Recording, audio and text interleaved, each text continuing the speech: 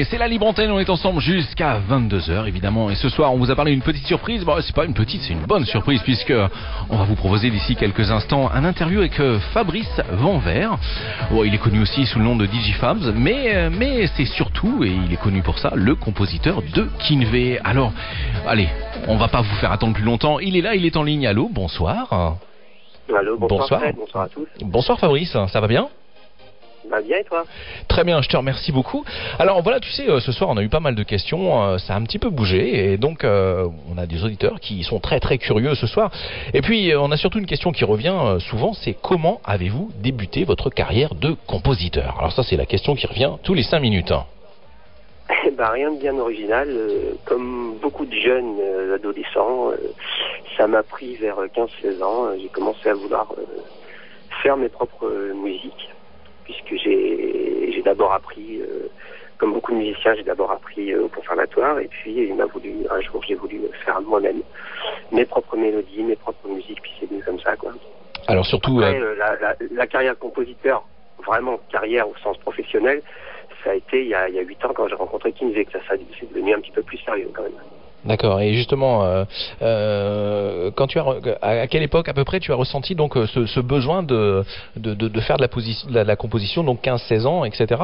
Et mais ça t'est venu tout de suite comme une réalité, comme quelque chose d'indispensable dans ta vie? Au départ quand on fait ses premiers, enfin ça correspond à une époque où on a ses premiers émois amoureux, donc au départ c'est plutôt un besoin. On le fait plus comme un besoin, une façon de s'exprimer. Il y en a qui le font en écrivant, il y en a qui le font en dessinant. Quand on est musicien, voilà, ça se fait avec un instrument. C'est une manière d'exprimer ses sentiments. Donc au départ, c'est plutôt un besoin. On pense pas, on peut pas penser en termes de carrière ou professionnelle quand on fait ça, parce qu'on s'imagine jamais qu'on va vivre de ça ou qu'on va en faire son métier. C'est très peu d'élus, c'est vrai. Alors, il y a tellement peu d'élus. Tout à fait, ouais. C'est vraiment une grande chance. Sinon, quand on travaille sur une composition d'une chanson, c'est quoi les sources d'inspiration? Les sources d'inspiration, c'est beaucoup le texte quand il y en a un, parce que bon, il n'y a pas vraiment de règles, on travaille pas toujours dans le même ordre, donc parfois il n'y a pas de texte. Mais quand il y en a un, beaucoup le texte. Et puis les musiques qu'on écoute. Oui. Les musiques qu'on écoute, les standards, chacun a ses standards, et puis les musiques du moment aussi qui peuvent nous inspirer. Parce que chaque époque a son style et a ses tubes, et ça, évidemment, ça inspire quand on compose. Et quelle est ta période musicale préférée? Ma période musicale préférée, c'est difficile ça. Moi je sais que moi je répondrai les années 80 parce que c'est ma période et que j'adore et j'ai trouvé ça extrêmement riche, mais c'est mon avis, hein. Ouais, moi aussi, entre 75 et 85, c'est vrai que cette période-là, c'est une période qui était très riche. On s'interdisait rien, on y allait à fond, on s'interdisait rien. Au niveau plus technique, au niveau matériel, c'était tout analogique, c'était loin d'être parfait. Mais par contre, il y avait une vraie chaleur, il y avait un truc qui se passait, quoi. C'est vrai que c'est une période que j'aime beaucoup aussi. Voilà, donc et sinon, aujourd'hui, c'est quoi les influences? Donc, quel groupe, par exemple aujourd'hui, un peu toutes par la force des choses, parce que quand on travaille avec quelqu'un comme Kinvé, on est obligé de s'inspirer de plusieurs styles musicaux très très variés, parce que lui il aime faire ça, et ceux qui ont écouté les albums se rendent compte que on part un peu dans tous les sens, donc un petit peu tout. C'est bien, c'est une belle histoire ça. Et donc comment ça s'est passé cette première rencontre avec Kinvé, cette première collaboration, et comment ça s'est passé en fait, votre première rencontre? Ça s'est passé comme toujours par le hasard, c'est-à-dire qu'on a été présenté en boîte de nuit par un ami à moi qui nous a présenté, parce que lui cherchait quelqu'un pour lui faire des musiques. Moi, je cherchais pas grand-chose, mais on savait que je faisais ça, quoi. Donc, on a été présenté comme ça. On m'a dit, voilà, je te présente Kevin, il chante. Ce soir-là, d'ailleurs, je me rappelle, il avait pris le micro, c'était à la brocherie, il avait pris le micro, et puis il avait improvisé quelque chose sur une instru, et j'avais été un peu soufflé. J'ai tout de suite senti qu'il y avait un truc. Et puis, voilà, on a dit, on va faire une première chanson, et ça s'appelait Loco de la Salsa. Et on est parti là-dessus. Et puis, on s'est rendu compte par la suite, en bossant ensemble, qu'il se passait un truc. Quand on bosse ensemble, il se passe un truc, il y a une espèce d'osmose, une synergie qui voilà, fait une étincelle, quoi. Ouais, il y a un truc qui se passe qui fait qu'il y a plein de choses qui sortent, plein d'idées qui sortent et des idées, des bonnes idées que personnellement je ne trouve pas avec d'autres personnes que lui et que lui ne trouve pas non plus avec d'autres compositeurs. Donc il se passe un truc qui fait que on a voulu continuer à travailler ensemble et puis ça fait 8 ans maintenant. Et une petite anecdote à nous raconter, je sais pas, un truc qui s'est passé à l'origine d'une composition, un truc sympa, je sais pas, voilà. Une anecdote, j'ai rien qui me vient là. Je sais pas, par exemple, un des tubes de Kinvey, bah celui-là, en fait, il est arrivé comme ça, voilà. Non? Ah, ouais, j'aimerais trop, par exemple. J'aimerais trop. Il est venu un après-midi avec le refrain déjà écrit. Et il vient vers moi et me dit, si je trouve un refrain, écoute, qu'est-ce que t'en penses et tout. Et il commence à me chanter le refrain. Sauf que les paroles, c'était pas tout à fait les mêmes que on va tout savoir. De la version que vous connaissez. Bah, au départ, c'était j'aimerais trop la Sgeg, Mademoiselle Valérie. C'était ça au départ. Donc il me chante ça et bon, alors moi je lui dis non, c'est pas possible, c'est beaucoup trop vulgaire, ça va pas le faire. Non, vraiment pas. Donc au départ, pour moi, c'était non, niet, négatif. J'étais complètement réticent. Et si j'avais su que ça ferait un tube pareil, ben on peut pas savoir. Hein. C'est clair. Et si on connaissait la recette pour les tubes, ce serait facile. Tout à fait. Et donc au départ, ouais, pour moi, c'était non négatif. Alors Fabrice, on travaille seul ou en équipe? On travaille en équipe. Alors, mais la composition pure, elle se passe entre Kevin et moi. Ça se passe tous les deux. Maintenant, pour faire une chanson, il suffit pas de composer. Donc il y a aussi un travail d'équipe. On a par exemple, notre producteur DJ Yaz, à qui on confie des mixages parce qu'il mixe très très bien.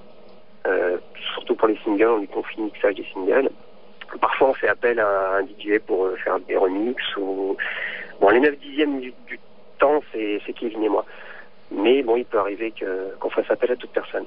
Et ça se passe comment? En tout cas, ouais, c'est un travail d'équipe, ça c'est sûr. C'est un travail d'équipe. Et donc, quand cette équipe, elle se retrouve en plus ou moins grand nombre en studio, entre le délai de la composition, les arrangements, l'enregistrement, le mixage, etc., et le pressage, il se passe combien de temps?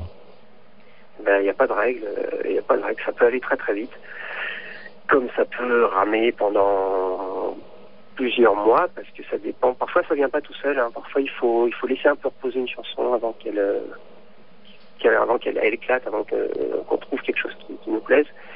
Donc, il y a pas de règle. Il y a vraiment pas de règle. En tout cas, on n'est jamais très nombreux en studio parce que, il n'y a pas besoin d'être nombreux. Parce que c'est petit. Déjà d'une, c'est chez moi, donc on ne peut pas se retrouver à 15. D'accord, donc c'est un home studio, donc. Hein. Voilà, c'est un home studio. Donc on ne peut pas se retrouver à 15, déjà, ça c'est sûr. Et puis il n'y a pas besoin d'être très nombreux. De toute façon, si je ne me charge pas du mixage de telle ou telle chanson, c'est que quelqu'un d'autre va s'en charger. Mais il n'y aura pas besoin que j'y sois. Moi, on peut faire ça à distance, on se débrouille. Donc je ne sais pas trop comment... Il n'y a pas de règle. Je ne peux pas répondre à cette question, il n'y a pas vraiment de règle. Et ça peut aller très très vite. Parfois, une chanson, les bases d'une chanson peuvent être jetées en un après-midi. Hein. D'accord. Ça peut aller parfois très très vite. Ouais. Un des meilleurs souvenirs de ta carrière? Meilleurs souvenirs je crois bien que c'est le premier disque de platine. Ça a été vraiment quelque chose de très fort. Je pense que c'est ça, parce que c'était un symbole, une reconnaissance, et ce jour-là, je me suis dit, peut-être que maintenant, je suis devenu professionnel. Est-ce que c'est un métier en tant que professionnel qui paye bien? La question. En fait, je veux venir simplement à la question, parce que simplement, la petite question derrière, c'est tout simple. J'aimerais que tu me donnes ton avis sur les statuts, justement, du compositeur, concernant les droits d'auteur, etc., pour les artistes en France. Je ne vais pas te faire le sketch du ça a eu payé, mais ça paye plus. Mais, comment dire, si on fait le ratio entre ce que ça paye et les 8 ans les 5 ans qu'on a passé à travailler pour rien, finalement, ça paye pas si bien que ça. En tout cas, ça paye beaucoup moins bien que ça a eu payé il y a 15 ou 20 ans. On on sait très bien pourquoi. Tout le monde sait pourquoi. Maintenant, il faut pas jeter la pierre que à Internet, parce que Internet c'est un super outil de communication et ça a été un de nos outils pour nous faire connaître, ça et les clubs. Donc je sais pas trop. Je pense qu'il y a sûrement des moyens de s'arranger avec des sites comme YouTube par exemple. Les compositeurs et YouTube par exemple doivent pouvoir s'arranger pour ça commence un petit peu à bouger. La SACEM commence à négocier avec YouTube et Dailymotion pour essayer de rétribuer les compositeurs et les auteurs sur les chansons quand elles sont jouées sur les sites, quoi. Ouais, effectivement. Donc c'est vrai que on pourrait pratiquement dire aujourd'hui que le CD de titre, il est un peu mortibus, hein, quelque part, non? Non, mais le CD, je pense qu'il va disparaître purement et simplement. Je pense que c'est vraiment c'est devenu un objet un objet à mettre dans un placard juste pour le regarder, quoi. Je pense que l'objet, de la musique se dématérialise de plus en plus. Le CD, c'est en train de disparaître, je pense. Je pense qu'il faut pas trop s'accrocher dessus. Je pense que ça va disparaître, mais bon, il faut pas que faut que les gens gardent à l'esprit que pour que ça continue à marcher, pour que la créativité existe toujours, il faut que les artistes soient rémunérés pour ça, sinon c'est évident que ça va péricliter, ça. Tout à fait. Donc quand même bien ennemi du téléchargement illégal. Non, pas ennemi du téléchargement légal, mais il faut pas faire que ça. C'est-à-dire qu'on a le droit de télécharger un truc. Moi, je dis, on peut télécharger de manière illégale, mais si ça nous plaît, si on croit en l'artiste, il faut acheter son album. C'est exactement ma politique. Voilà, c'est ma politique. On a le droit de goûter, mais si on veut manger, il faut payer. Voilà. Voilà, tout à fait. Et puis, après, il faut, je sais pas, avant de télécharger, j'ai acheté pas beaucoup moins de musique que maintenant. Par contre, c'est vrai que j'en télécharge beaucoup plus, je consomme beaucoup plus qu'avant. Donc finalement, je suis pas sûr que... Enfin, je sais pas trop. Je suis pas sur ce sujet, je suis très partagé en fait. Étant moi-même consommateur, je suis très partagé. Très bien. Sinon, tu peux me parler un petit peu de tes futurs projets, enfin des choses qui sont en prévision. Par exemple, je sais qu'il y a un single qui est prévu prochainement. Tu as un petit peu d'infos sur celui-ci ? Alors, les projets, on a un single pour Kinvey, qui est en cours de polissage, on va dire. D'accord. On est en train de le finir. On met les derniers, on est en train de le finir là. Donc on a un single. Malheureusement, j'ai vraiment rien le droit de dire dessus parce que... on comprend. Non, parce qu'Universal ne m'autorise pas à parler dessus. D'accord. Bon, c'est un rythme à 2 temps, 3 temps, 4 temps. Ce sera du 4-4, 4 temps. C'est du 4 temps. 4-4. Ok, un style un peu particulier. On est où cette fois-ci? Un peu un style des îles, un style un peu plus... un peu rap, un peu... Non, c'est quoi le style? Non. On dira rien. On n'est pas là quand même. Comme d'habitude, vous allez être surpris, mais je peux pas en dire plus. Voilà, vous allez être surpris, c'est tout. Tout ce que je peux vous dire. Voilà, alors pareil qu'il y a une rumeur justement de ce titre qui s'appellerait Motivé. C'est vrai ou c'est faux? Alors je vais vous répondre qu'il faut pas écouter les rumeurs. Faut pas écouter les rumeurs. Donc c'est faux. Voilà, donc on a notre réponse. Voilà. Et donc sinon l'album évidemment, 4e album qu'on est en train de travailler. Là il y a du taf encore, mais bon, on bosse dessus. Et là aussi vous serez surpris. Et puis je prépare aussi un single pour Lorella et sa sœur. Très bien. Et puis Elle t'a maté, donc c'est la 8e semaine consécutive numéro 1 des clubs, donc version France. C'est quoi la réaction quand on voit ça et qu'on est le compositeur? C'est assez... c'est motivant pour la suite en tout cas. C'est assez incroyable. J'ai du mal à réaliser, j'ai du mal à me rendre compte en fait. Je me dis que je sais pas, je pense que je suis fier de pas m'être trompé il y a 8 ans quand j'ai cru en Kinvey. Je me dis que voilà ce que je me dis. Je me dis je me suis pas trompé. Alors, donc, Bon, je savais déjà, mais... bon, c'est bien, on a déjà eu quelques petites infos, c'est bien. Alors, moi, j'aimerais peut-être remettre un petit peu les pendules à l'heure parce que on est beaucoup à avoir regardé les Energy Music Awards et on a tous vu un petit peu le problème qu'il y avait avec le micro et donc qui était coupé, ce qui fait que nous à la télé on entendait la bande son, mais voilà quoi, on n'entendait pas Kinvey. Alors, t'as des réactions à ce sujet? Quelle réaction avoir à ce sujet Bon, des problèmes techniques, ça arrive toujours, hein, on n'est pas à l'abri, ça je suis d'accord. Voilà, des problèmes techniques, ça arrive toujours. Là, le problème technique, il était vraiment, c'était vraiment le sale plan parce que il y aurait eu une coupure micro, une vraie coupure micro où le micro marchait plus. C'est simple, il aurait commencé à chanter, on aurait vu que le micro marchait pas, on lui aurait changé, il aurait recommencé sa chanson. Mais là, c'était bien plus mesquin que ça parce que sur scène, le son était normal. C'est-à-dire qu'eux ne se rendaient compte de rien. Je crois même, j'écoutais pas la radio, mais je crois même que le son radio, la retransmission sur énergie, le son était normal aussi, on entendait le micro. C'est-à-dire que le micro coupé, ce n'était que pour la télé, pour la retransmission télé. Ce qui fait que le temps, à mon avis, le temps qu'ils réagissent, je pense le temps qu'ils réagissent à Paris, qu'ils appellent Cannes pour... voilà, les 3 minutes étaient passées, la chanson a été faite, et les techniciens sur place, au Midem, se sont pas rendus compte du truc, puisque ça marchait bien sur scène. Donc c'est vraiment ouais, un coup du sort. Pas de chance, hein, ce truc. Ouais, vraiment un méchant coup du sort. Bon, c'est pas la fin du monde non plus, hein. C'est bon, il faut aller de l'avant, il faut pas s'arrêter à ça. C'est pas le premier contretemps et c'est pas le dernier. Il faut aller de l'avant. Alors Kinvey, c'est pas le seul artiste avec qui tu travailles. Et j'aimerais que tu nous parles un petit peu des autres artistes avec lesquels tu bosses. Les autres personnes avec qui je travaille sont moins connues. Mais ils vont le devenir. Non, le problème c'est que en fait depuis 2-3 ans, j'ai beaucoup moins de temps à leur consacrer aussi. Donc Kinvey me prend 80%, 90% de mon temps. Donc j'essaye quand même de faire d'autres choses un petit peu à côté. Je vous ai parlé de sa sœur Lorena Ibé tout à l'heure. Il y a aussi, je travaille aussi avec Robbie. Je ne sais pas si vous connaissez Robbie, c'était la personne qui avait fait, avec Christian Anderson, ils avaient fait une chanson qui s'appelait Last Night. Ils avaient repris Last Night. Non, moi Robbie, oui, c'est possible. Il faudrait écouter, mais je me souviens pas. Mais par contre, moi je me souviens d'un Robbie dans les années 80. Non, c'est pas le même. Il y avait un Robbie dans les années 80, mais il était animateur radio. Voilà. Et ce même Robbie a repris le célèbre Last Night des Marquises. Il servait le générique à l'émission Salut les copains. Ils en avaient fait une version un peu raga, dance. D'accord.